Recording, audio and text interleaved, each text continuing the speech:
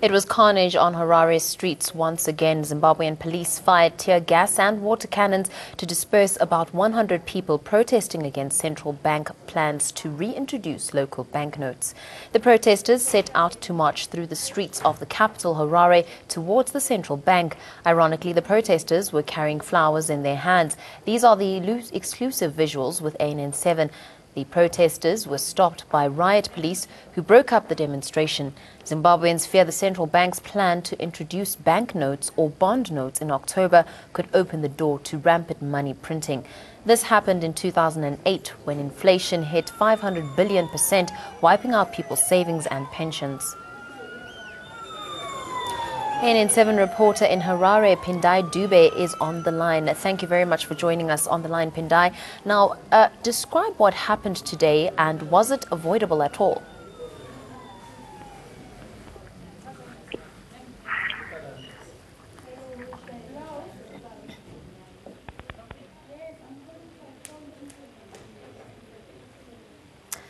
Good evening, Pindai, on the line today. I just wanted to ask you, Pindai, could you please give us a brief description of what happened today, and could it have been avoided? Hello? Good evening, Pindai. Can you hear me? Hello? Good evening, Pindai. My first question to you earlier was, do you think what happened today could have been avoidable? And could you please give us a brief description of what happened? Okay. Hello?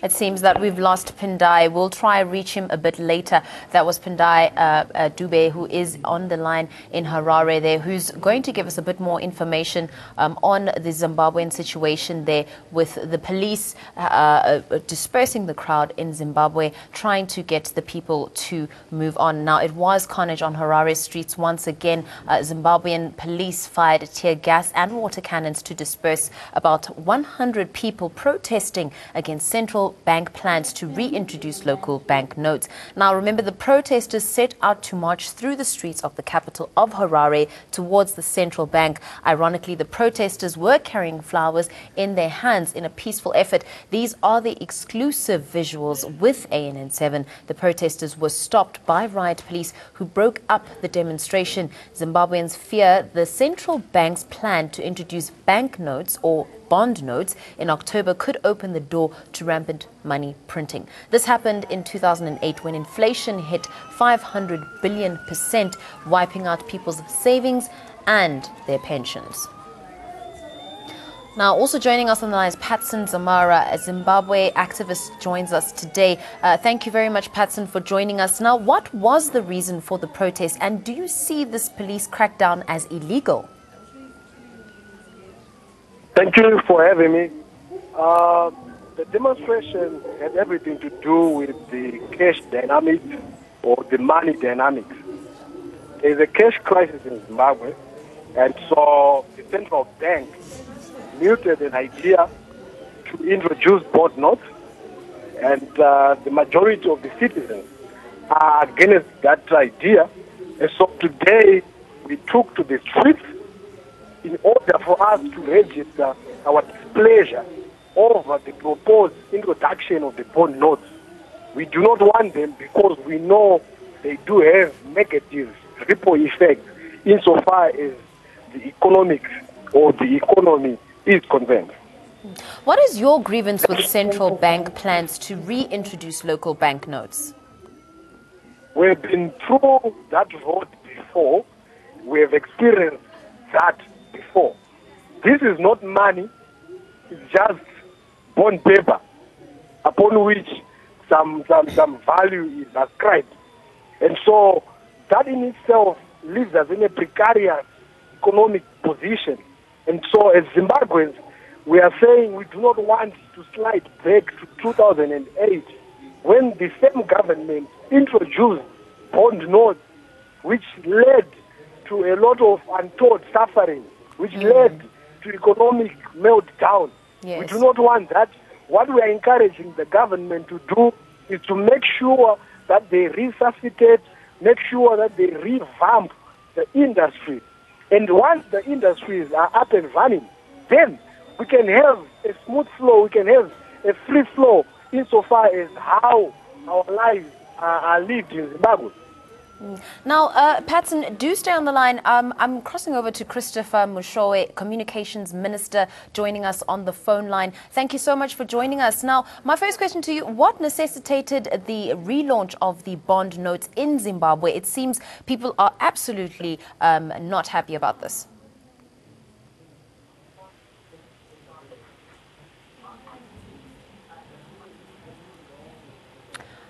Now, I'm just going to ask that question once again. It seems that the line is a bit faint there. What necessitated the relaunch of the bond notes in Zimbabwe? Yeah, hello. Good evening. First of all, let me make some correction. I am not Minister of Communication. I am Minister of Information, Media and Broadcasting Services. Well, thank you for that correction. And not communication. Yeah. The first and foremost, I did listen to the Zimbabwean. I believe he's a genuine Zimbabwean, whom you were talking to. I think it must be understood that the Zimbabwean population experienced some currency meltdown in 2008. And this is precisely why government, through the Reserve Bank of Zimbabwe, took at least 3 months to give an opportunity to Zimbabweans to be educated, to understand that the bond notes are not in any way an backdoor introduction of a Zim dollar, that it has been extensively talked about. Consultations have been made with the industry, all sectors of the industry have been consulted, and the civil society have been consulted, and so everyone has been sufficiently consulted. And the issue is we need to separate between political activists and genuine civil society who have genuine grievances. Now, what measures... I'm sorry to interject there. I just need to ask you, what measures have you put in place to curb inflation that saw Zimbabwe declining into an economic meltdown in 2009?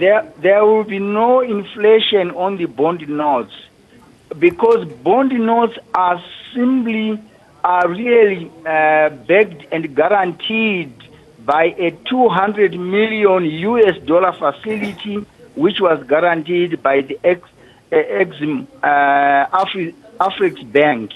And every Zimbabwean knows that the Africa Bank will not allow any print of a bank note beyond the $200 million guarantee that was given. And that was done to give confidence to Zimbabweans that we are not trading with an instrument which is a substitute of the Zimbabwean dollar, that understandably everybody lost his or her savings. And that has been explained to people. And the reason why this has been so is that every Zimbabwean knows that we do not print a US dollar in Zimbabwe. We have to import US dollar. And it's for us to use a US dollar, which is really a reserve currency in some case, to purchase local commodities is really unreasonable. So we have said we create this instrument, which is not a currency. Now, the Zimbabwean government has said the bond notes are backed by hard currency. As mentioned, the $200,000 US. Do you not 200 million, not 200 million, pardon me. Do you run the risk of overprinting the bond notes? Should the national coffers run dry again? No, it will not be possible. What could be done is, if it will be difficult to run dry, because for all the US dollars that we import, which we are trading on local and foreign products today, foreign currency by way of US dollar will be reserved for imports, where we could not use this instrument that we are introducing in Zimbabwe. And the 200 million will be circulating in Zimbabwe. And so there is no chance of us exhausting that one. If somehow it is exhausted, then the government will look for another guarantor or go back to the Afrex Bank and say, we have exhausted this one. Can we be given another leaf of life? But I don't see that one because it will be circulating here. The bond note cannot buy anything in South Africa, cannot buy anything in a foreign country. Yes. So it is one that we will use in Zimbabwe to buy locally produced and traded commodities in Zimbabwe. And I don't know where these so-called, bond currency activists are coming from. But what we know is these are political activists who are using the bond note as an excuse. And we know who they are. We know what they are trying to do. And naturally, we cannot have a country where there is no law and order. We have to maintain law and order. Now, I think people would like to know, how do the bond notes help the average Zimbabwean on the street? How did what? How do the bond notes help the average Zimbabwean on the street? No, the bond note, as I have said, is an instrument that will be used to trade on Zimbabwean market, purchasing, buying and selling, and becomes a medium of exchange for only products produced and traded in Zimbabwe. If we want to import some products from South Africa, for example, yes, naturally we will then say the reserve of United States dollar that we have, which we are no longer using on the domestic transactions, then we will import that one. Now, why should Zimbabweans trust the process of bond notes the second time around, given that the initial launch saw the citizens losing their life savings due to inflation? No. But people must understand that the Zim dollar was a function of demand and supply. But this one here, it is a fixed rate. It will be one bond note is equivalent to $1 US. And it's a fixed rate. If, for example, you have got an account, in that account you can deposit Zim bank bond notes. You can also deposit US dollar. So if you want to export, you will not be given bond notes. You will get Zim US dollar note. And I don't know where the confusion comes from. If these people are real, genuine Zimbabweans who would want to see our economy rebuilt, they would not act in this manner. Well, thank you very much, Christopher. I'm going to have to cut you off over there. Thank you so much for joining us tonight. That was Christopher on the line, Information Minister there. I also still have Patson on the line. Patson, can you hear me? Yes, I can hear you. Thank you so much for staying on the line. Now, are you going to protest again after today's incident? If yes, when and where? We will certainly intensify our efforts insofar as expressing our displeasure over the madness this government is dishing out to us. Yeah. I would also want to point to Mr. Mushowe. I think he's certainly high on some drugs. He's not paid from the drugs they take at ZANU-PF headquarters there. He is certainly lying that they've consulted all the key stakeholders. They have not consulted. For the past 36 years, Mr. Mugabe and his minions, which include him, Mr. Mushowe, they have actually been doing things in a willy-nilly manner. They just wake up and they import things on us. The reason why we are protesting, we are not stupid. The reason why we are protesting is because in the first place, we were not consulted. And we know this has got repercussions and negative ramifications on us. And so that's the reason why we are protesting in Zimbabwe. And so to answer you again, I would say that we're going to intensify the pressure. I might not be in a position to state when we are going to do another protest, but we're certainly going to protest even more. We're certainly going to see to it that we apply more pressure to this illegitimate government.